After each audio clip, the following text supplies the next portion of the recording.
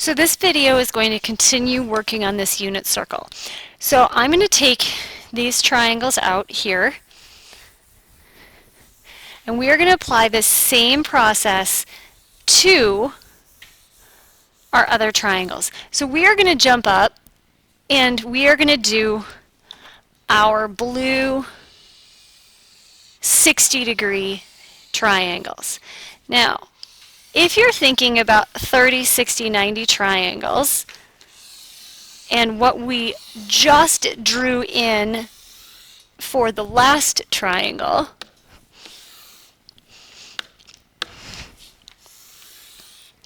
so there's my triangles right there that have this 60-degree angle. So this is my X, and here is my Y. And I could go through this same sine and cosine thing right here that I'm going to erase. Okay, oops. Okay, 1/2. Let's make this a little neater here. All right, but let's think about something just for a minute. This triangle that I had in here was also a 30, 60, 90 triangle where this would be the 60-degree angle. And if you think about just tipping that on its end, can you see that these two values right here are just going to be flip-flopped when it comes to this one? So 1/2 square root of 3 over 2. They're going to flip-flop. We are still talking about a 30, 60, 90 triangle. We've just reversed what is the cosine. So we're going to talk about the cosine of 60 equaling x over 1. And if you go to your table, what's the cosine of 60? It's 1/2. What's the sine of 60? It's the square root of 3 over 2. And so those just end up repeating. What happens then all the way around? Well, our signs just repeat. So we have negative 1/2 square root of 3 over 2. Down here, negative, negative, negative 1/2, negative square root of 3 over 2. And over here, we have positive 1/2, negative square root of 3 over 2. Now we're going to get rid of all of these marks, and we're going to look at our 45 triangle and see what our coordinates are for that one. So let's go ahead and use red. So here's my 45, 45. So this is 45. Still have a hypotenuse of 1. Here's my X. Here's my Y. And we have those same mirror triangles all the way around my circle. So what is, in this case, adjacent over hypotenuse? What is the cosine of 45? Well, it's equal to x over 1. If you go to your table, the cosine is the square root of 2 over 2 is equal to x. If I look at the sine of 45 is equal to y over 1. What is the sine of 45? It's the square root of 2 over 2. And so my ordered pair here are going to be the square root of 2 over 2 and the square root of 2 over 2, which makes sense because the x and the y are exactly the same, because it's an isosceles triangle, because it's a 45, 45, 90.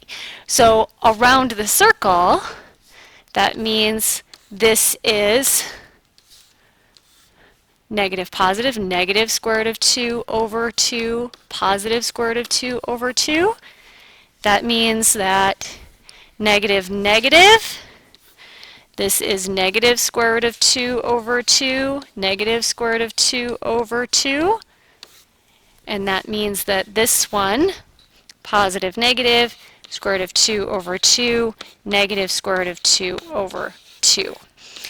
That is an additional third of your additional fourth of your test. Now, what you've discovered here, without maybe even realizing it, is that every one of these ordered pair is of the form cosine theta, sine theta. So instead of x and y, we're talking about the cosine value and the sine value. So if I drew in a crazy 30, if I drew in a 27-degree angle, that would mean that this ordered pair right here is the cosine of 27, sine of 27, because this is your x and this is your y. Now the last part, I was just talking about this, that's backwards. Cosine of theta, sine of theta is your ordered pair as you go around the circle. Okay? Sine of theta. What does that have to do with the tangent? Well, we have our table of tangent values, but there's additionally the fact that a tangent of any angle is equal to sine over cosine. And so you can find the tangent of every angle by taking the sine over cosine. Now it's a little bit of fraction work, but it's very doable. So let's look at what that fraction work is. And again, let's just go back a page. Remember, you really only have to learn this, and it repeats before we leave this page. This point, coordinate system, the easiest one, 0, positive 1. What is this point over here? Negative 1, 0. This point is 1, 0.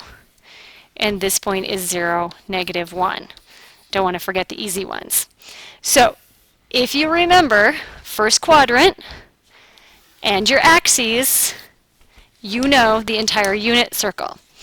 So let's go back to this tangent sine bit.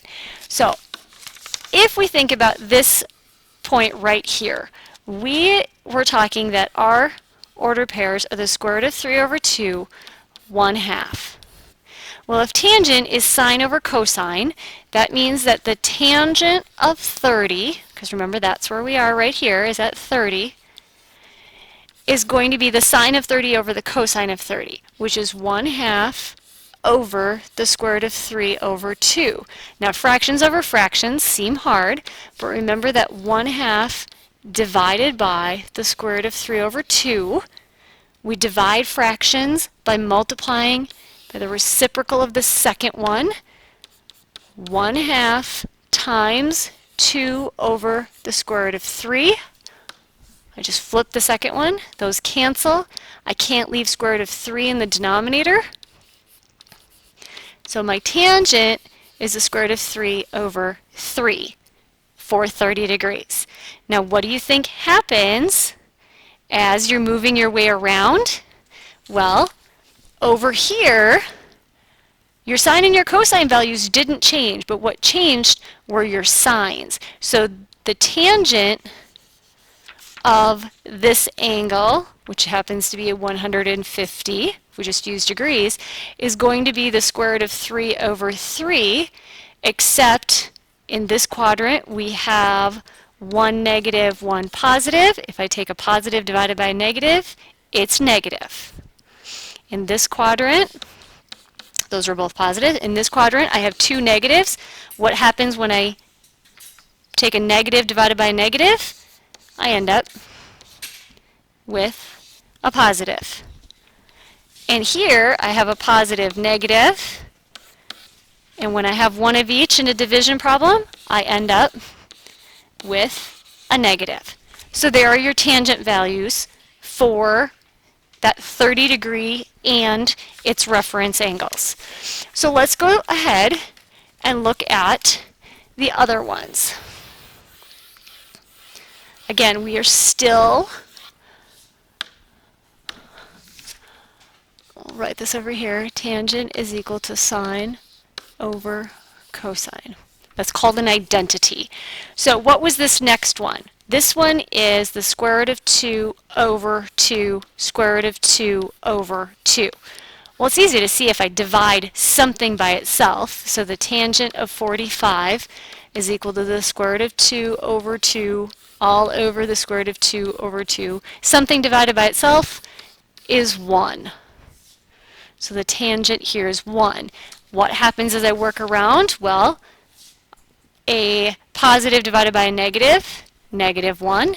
Positive or negative divided by a negative, positive 1. Negative divided by a positive, negative 1. So the tangent of 45 and all its reference angles are 1 and negative 1.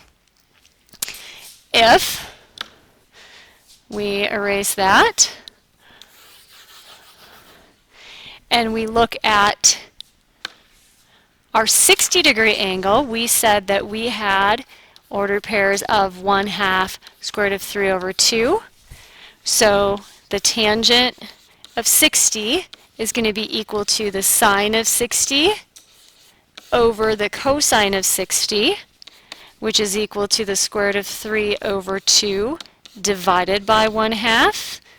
Divide fractions by multiplying by the reciprocal of the second times 2 over 1. Cancel, cancel. Square root of 3. So the tangent of 60 is the square root of 3. What does that mean around the circle? Well, over here, tangents are all negative. Down here, your tangent is positive. And in quadrant 4, your tangent is negative again. And that's how you work your way around. So again, we're still looking at this quadrant and your axes. Now, what about those axes?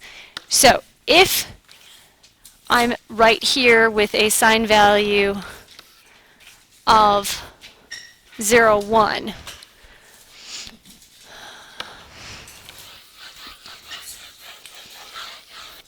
what happens?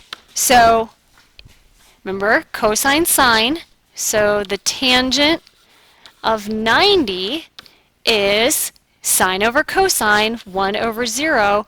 Can't ever have 0 in the denominator, so the tangent of 90 is undefined. That can't exist. Undefined. Now, over here, my ordered pair is negative 1 over 0. So if I think about the tangent of 180, sine over cosine, my tangent is 0. If I go down here, my ordered pair is 0, negative 1.